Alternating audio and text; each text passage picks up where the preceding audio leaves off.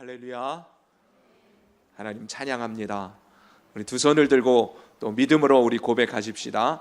날마다 더하시는 주님을 찬양합니다. 날마다 더하시는 주님을 찬양합니다. 오늘도 더하실 주님을 기대합니다. 오늘도 더하실 주님을 기대합니다. 주께서 더하시는 복된 삶을 살겠습니다. 주께서 더하시는 복된 삶을 살겠습니다. 옆에 분들 축복하십시다. 더하시는 축복의 주인공 되십시오. 더하시는 축복의 주인공 되십시오. 동상이몽이라는 말이 있죠. 같은 침상에서 다른 꿈을 꾼다라는 뜻입니다. 같은 곳에 같은 시간에 같은 사건을 만나고 대하면서도 그것을 바라보는 시선이 다 다릅니다. 생각이 다르고 또 다른 뜻을 품게 되어지는 곳을 말하기도 하는 것이죠. 사실 사람과의 교제와 관계에 있어서 이 소통, 대화의 문제가 가장 많이 일어나는 원인이 되기도 하는 것이에요. 말은 똑같이 하는데 서로 듣는 뜻을 헤아리는 의미를 다르게 받아들이곤 합니다. 같은 것을 보고도 전혀 다른 생각을 사람마다 각각 하기 때문에 소통의 문제가 또 분란이나 아니면 다툼의 원인이 되기도 합니다. 때로는 서로 같은 생각을 가졌다고 생각한 채 기대했다가 실망하게 되기도 하는 것이 바로 그러한 이유인 것이죠. 나는 그렇게 보는데 저 사람은 전혀 그렇게 보지 않는 경우가 있기 때문입니다. 예수님과 제자들 사이에서도 그런 모습을 우리는 보게 됩니다. 예수님이 생각하는 하나님 나라의 회복, 제자들이 생각하는 하나님 나라의 회복은 달랐습니다. 예수님께서 그래서 예루살렘으로 마지막 여정을 마무리 짓기 위하여 십자가에서 구속의 완성을 이루시기 위하여 예루살렘으로 올라갈 때에 예수님이 예루살렘으로 올라가는 이유는 죽으러 가시는 것이었어요. 당신께서 죽으심으로 하나님의 나라를 회복하시는 것이었습니다. 근데 제자들은 무슨 생각을 가지고 있었냐면 예수님이 이제 예루살렘에 올라가면 정권을 무너뜨리고 정치적으로 군사적으로 이 나라를 로마의 식민지에서 해방시켜서 이전의 다윗의 시대를 회복시킬 것이다. 그런 생각을 가지고 있었던 것이 제자들입니다. 특히 요한과 야고보는 그의 어머니 살로메 예수님의 이모님이셨어요. 그 예수님의 이모님이었던 어머니를 통해서 청탁을 하죠. 그 이모가 와서 예수님 앞에 엎드려 절을 합니다. 예수님께서 무엇을 하여 주기를 원하십니까? 그때 이 살로메가 예수님에게 하는 얘기가 이제 곧 당신의 나라에 이를 때에 주님의 나라가 임할 때에 이제 내 아들을 한 명은 우편에 한 명은 좌편에 명하여 앉게 하소서. 그런 요구를 하죠. 그것은 뭐냐면 이제 예수님께서 예루살렘에 올라가서 이 나라를 회복하면 한 자리씩 달라는 것이었어요. 그것이 바로 그 예수님이 생각하는 것과 제자들이나 다른 사람들이 생각하는 하나님 나라의 회복의 전혀 다른 모습이었습니다. 혹간에는요, 가룟 유다가 예수님을 배반한 결정적인 이유는 가룟 유다도 예수님을 정치적인 해방자로 구원자로 그렇게 생각했어요. 가룟 유다가 열심당원이었다는 이야기가 있습니다. 다시 말하면 굉장한 민족주의자였습니다. 그러니 그가 생각할 때에는 예수님이 예루살렘에 올라가면 뭔가 특별한 능력을 가지고 이 나라를 회복시키실 것이라고 기대했던 바와는 전혀 다르게 오히려 아무것도 하지 아니하고 세상 권력 앞에서 그 권력을 뒤집는 것이 아니라 그 권력 앞에서 아무것도 하지 아니하는 그 모습을 보고는 실망했다는 거예요. 그래서 이 정권을 뒤집기 위해서 예수님을 좀 이렇게 팔아넘기면 예수님이 무엇인가를 하지 않을까 하는 기대하는 마음 가지고 예수님을 배반했다는 그런 얘기도 있습니다. 아무튼 예수님이 생각하는 것과 제자들이 생각하는 것은 달랐습니다. 오늘 본문에서도 예수님께서 무리를 보시고 안타깝게 생각하시는 모습이 바로 그것이었어요. 너희가 나를 찾는 이유가 좀 다르구나. 너희가 나를 찾는 이유는 표적을 본 까닭이 아니고 너희가 떡을 먹고 배부른 까닭이구나. 이 말은 뭐냐면 너희가 나를 찾는 이유는 내가 메시아고 그리스도고 참된 하나님이어서 내 안에 생명이 있고 평안이 있고 길이 있고 빛이 있어서 나를 찾아오는 것이 아니라 나로 인하여 너희가 배불러진 까닭에 또 무엇인가 얻고자 하여 내게 나오는구나. 주님은 그것을 안타깝게 말씀하십니다. 바로 이 사건, 이 일이 있기 전에 무슨 사건이 있었냐면 오병이어의 기적이 있었습니다. 물고기 2마리와 보리떡 5개로 5,000명이 배불리 먹고도 12강주리가 남는 사건이 있었습니다. 이것 때문에 사람들은요 예수님께 열광하기 시작합니다. 특별히 우리가 26절부터 읽었는데요 14절로 쭉 올라가서 한번 보세요. 그 사람들이 예수께서 행하신 이 표적을 보고 말하되 이는 참으로 세상에 오실 그 선지자라 하더라. 그러므로 예수께서 그들이 와서 자기를 억지로 붙들어 임금으로 삼으려는 줄 아시고 다시 혼자 산으로 떠나 가시니라 그랬어요. 무슨 말이냐면 사람들이요 예수님이 오병이어의 기적을 통해서 그 배고픈 가운데에 그 배부르게 해주신 이 사건 때문에 이가 바로 우리를 다스릴 왕이다. 그러니 억지로라도 이분을 우리의 왕으로 추대해야 되겠다. 그랬던 사건을 이야기하고 있는 것입니다. 억지로 그들은요 예수님을 왕으로 삼으려고 했어요. 정말 예수님을 왕으로 삼으려고 했던 이유는 뭐였어요? 배부른 까닭이었어요. 그들이 배고픈데 주님께서 그들의 배고픈 배를 채워주시니 이보다 더 내게 필요한 존재는 없다고 생각하는 거예요. 먹는 것을 해결해 주시는 그분이라면 단번에 우리의 왕이 될 만한 분이다. 그들은 그렇게 생각한 것입니다. 여러분 최고의 지도자는 어떤 사람이겠어요?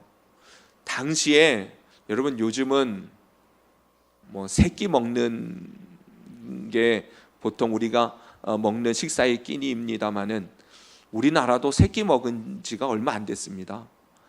2끼 먹었어요. 요즘도 2끼 먹는 사람들도 있죠. 일부러 살과의 전쟁을 선포하면서.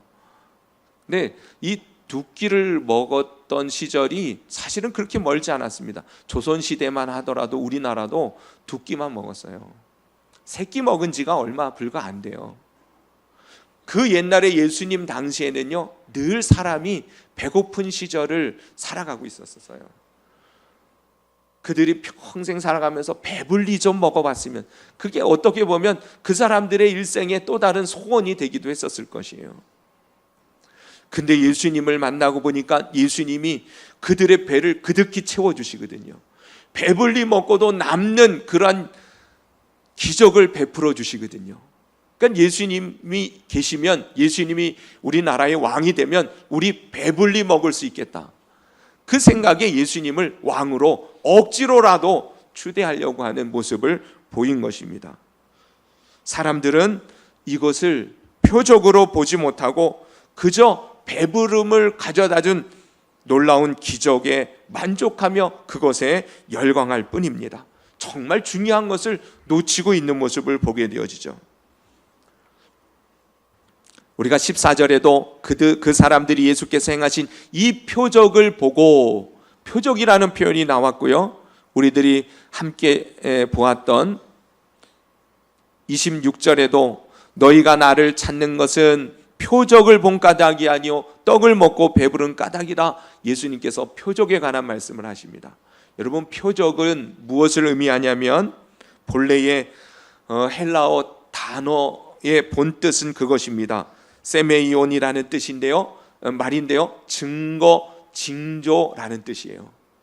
다시 말하면 예수님께서 행하신 이 표적은 바로 예수님이 그리스도이심을 증거하고 나타내는 일이 되어지는 것이었어요.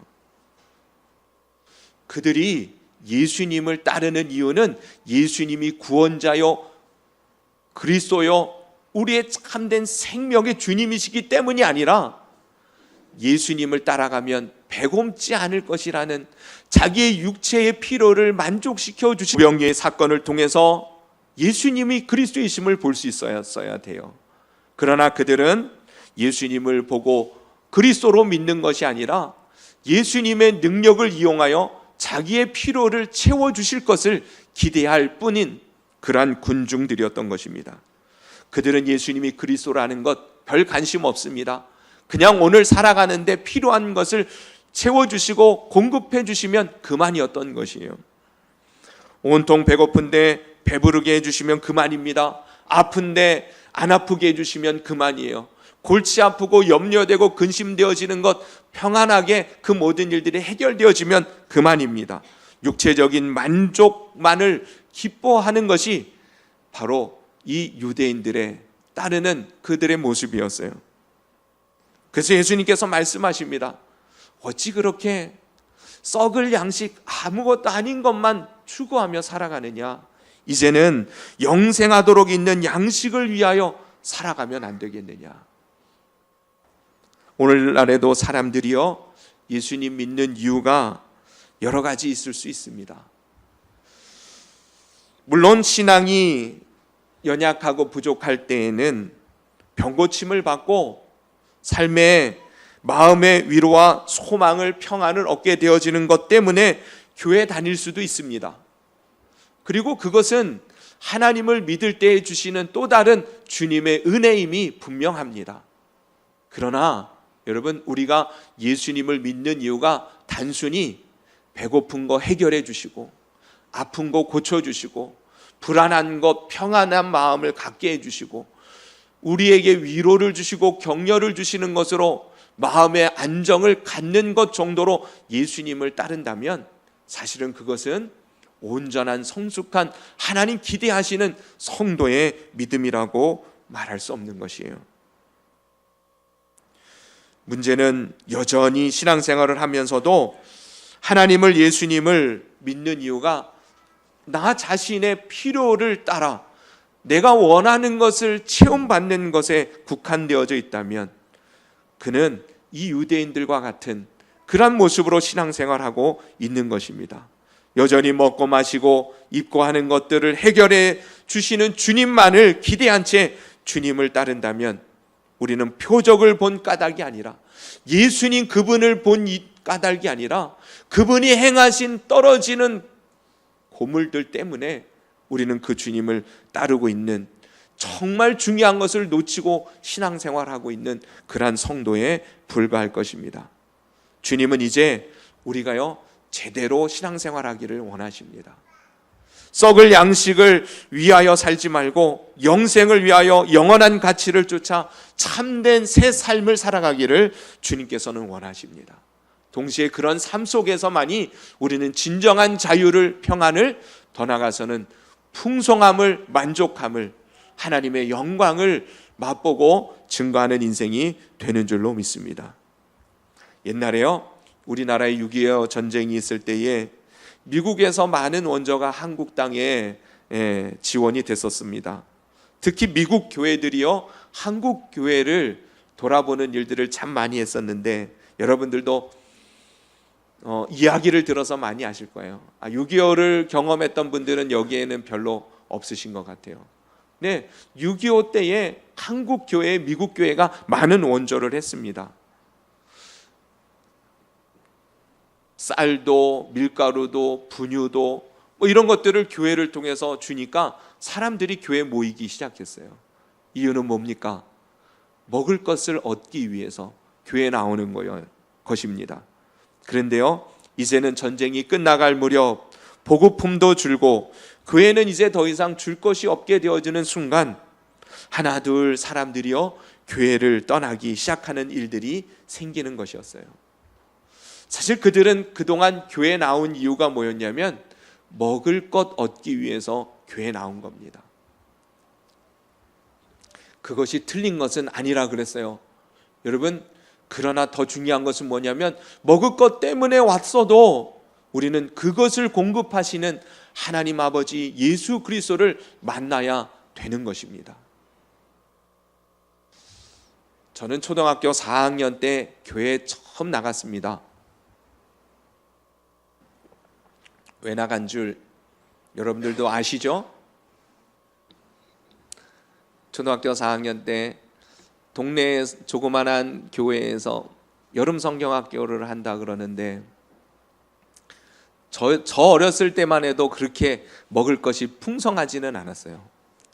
여름 성경학교에 갔다 온 동네 1살짜리 동생이 형, 거기 가면 수박도 준다.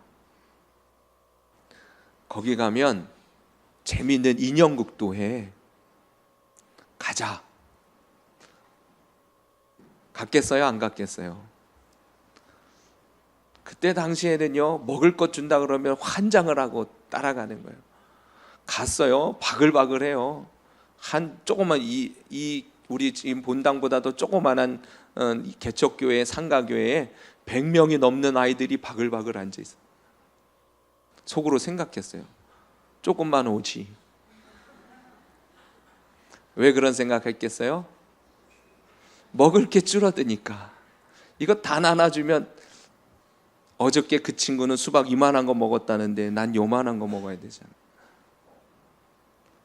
근데 중요한 게 있어요. 그렇게 수박 먹으러 간 교회에서 하루 이틀, 한 주, 두 주, 1년, 2년 지나면서 예수님을 만나는 거예요. 근데 우리는 여전히 수박 먹으러 교회에 오는 성도들이 있어요. 예수님을 만나야 됩니다. 그것이 중요한 거예요. 그것이 우리가 살 길이에요. 예수님을 만나야 우리의 인생의 참된 길이 무엇인지 깨닫게 되어지는 거예요. 예수님을 여전히 내가 살아가는 삶에 도움을 주시는 분으로 여기면 안 돼요. 그분이 내가 살 길인 것을 알아야 합니다.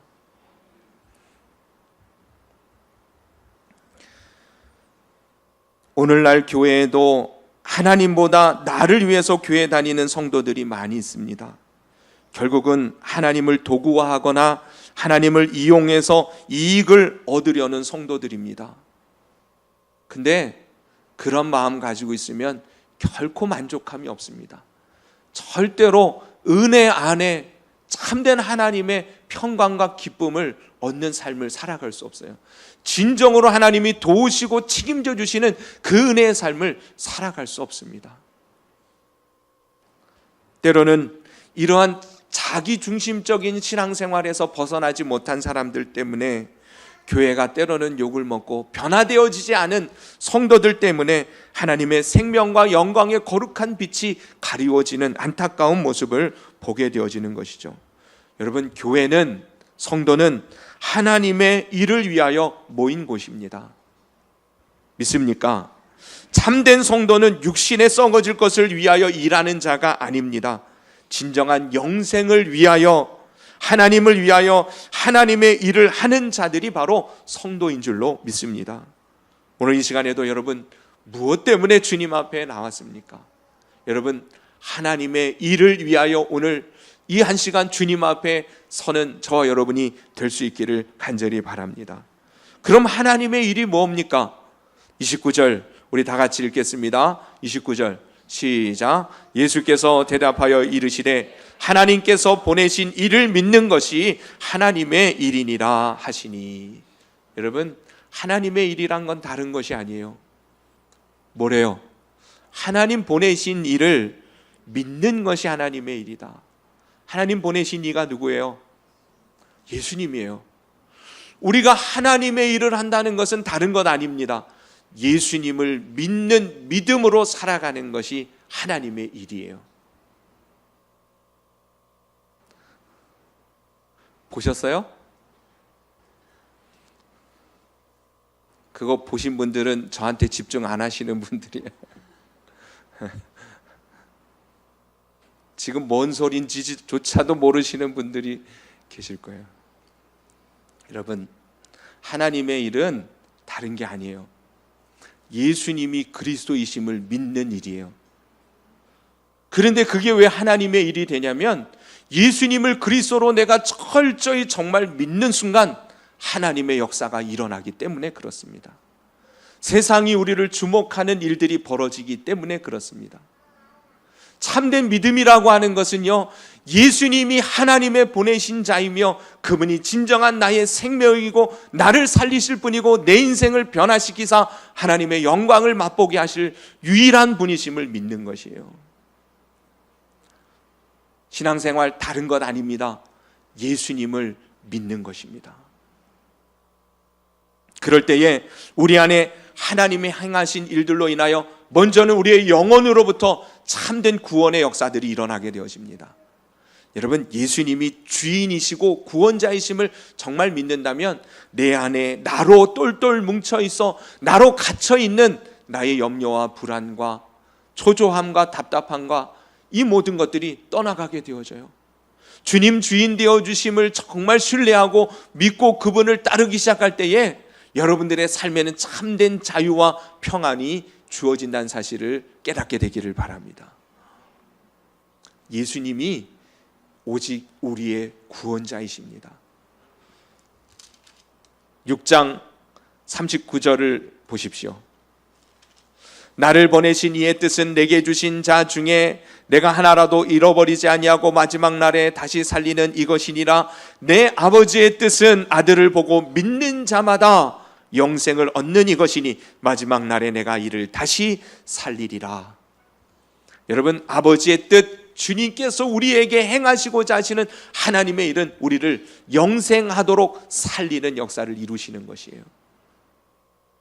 이 땅을 살아가면서도요, 예수님이 나의 구원자이심을 오늘 매 순간 맛보는 사람이 있는가 하면 그 주님은 먼 훗날에 죽음의 순간에서 나를 천국으로 인도해 주실 분으로, 멀리 계신 분으로 그렇게 믿고 따르는 사람이 있어요. 저는 우리 더하는 교회 모든 성도들은 매일 하나님의 일, 주님의 뜻을 이루는, 매일 예수 그리스도로 말미암아 구원의 은혜를 맛보고 노래하며 그 구원의 찬송을 드리는 삶을 살아가는 저 여러분이 될 수 있기를 바랍니다. 영혼, 육, 환경의 말이에요. 정말 주님께서 우리를 어떻게 살리시는지 그분을 믿는 믿음 안에서 맛보는 우리 모두가 될 수 있기를 바랍니다. 마태복음 9장에 보면 두 맹인이 예수님을 따라오면서 다윗의 자손 예수여, 다윗의 자손이여 우리를 불쌍히 여겨주소서 하는 외침을 예수님께 향하여 외치고 있는 모습을 보게 되어져요. 두 맹인이 예수님을 향하여서 다윗의 자손이요 라고 외칩니다. 다윗의 자손은 유대인들 사이에는 이미 무슨 뜻인지 잘 알려진 관용구예요. 그 말은 곧 그리스도라는 뜻입니다. 구원자요, 메시아라는 뜻이에요. 다윗의 자손 예수여, 그분이 나의 구원자이심을 믿고 두 맹인이 그분이 들어간 그 집을 향하여 들어가고 있는 것이에요. 그때 예수님께서 그들에게 묻습니다. 내가 능히 이 일 할 줄을 내가 믿느냐? 내가 능히 이 일 할 줄을 내가 믿느냐? 이 일이 뭐예요? 너의 눈을 뜨게 해줄 사람이라는 것을 네가 믿느냐? 그래요. 그랬더니 그들이 뭐라고 말합니까? 믿습니다. 주님 그렇게 하여 주실 줄로 믿습니다. 그랬더니 예수님께서 그들의 눈을 만지시면서 말씀하십니다. 너희 믿음대로 되라. 너희 믿음대로 되라 하는 그 순간 그들의 눈이 밝아진지라. 여러분, 주님의 그 이름의 능력을 믿으시기를 바랍니다. 오늘을 살아갈 우리 성도들의 유일한 희망, 아니 완전한 희망은 오직 예수 그리스도 그 이름에 있음을 믿습니다.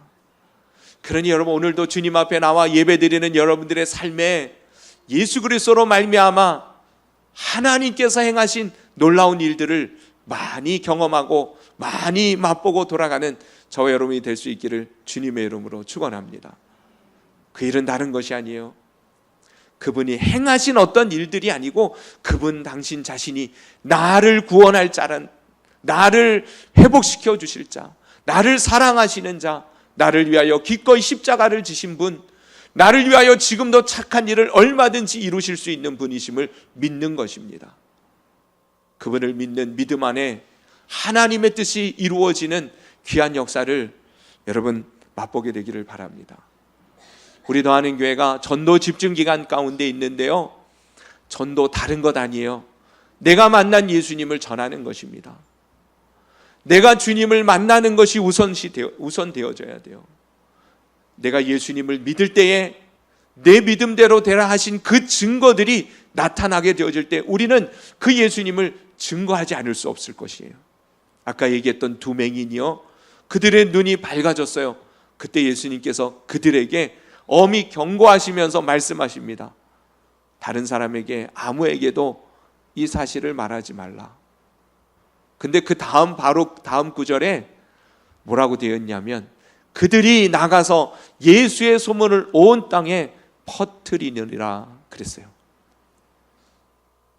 정말 예수님을 만난 사람은, 예수님을 아는 사람은 예수님을 마음속에 간직할 수가 없어요.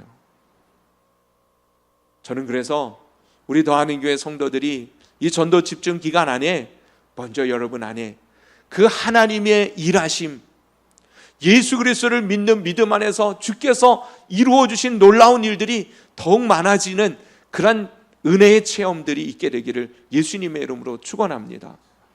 그것이 먼저 있을 때에 우리는요, 주님이 하지 말래도 우리는 그 주님을 기쁨으로 나가 증거하는 삶을 살아가게 될 줄로 믿습니다. 오늘 이 시간에도 마찬가지입니다. 우리는 우리 가운데 이미 와 계시는 예수 그리스도께서 이 시간 우리를 위하여 선한 일, 착한 일, 놀라운 일들을 예비하시고 우리를 인도해 주심을 믿습니다. 믿습니까? 믿음으로 구하십시다. 믿음으로 예수님의 이름을 부르십시다. 오늘 이 시간 주께서 여러분들을 만나주시고 예수님으로 인하여 하나님의 행하신 놀라운 구원의 역사들을 경험하고 맛보고 돌아가는 귀한 시간이 될 줄로 믿고, 여러분 그렇게 기도하여 주의 은혜를 가지고 돌아가는 여러분 모두가 되시기를 예수님의 이름으로 축원합니다. 이 시간 우리 두 손 모아 기도 드리십시다. 이 시간에 기도할 때요,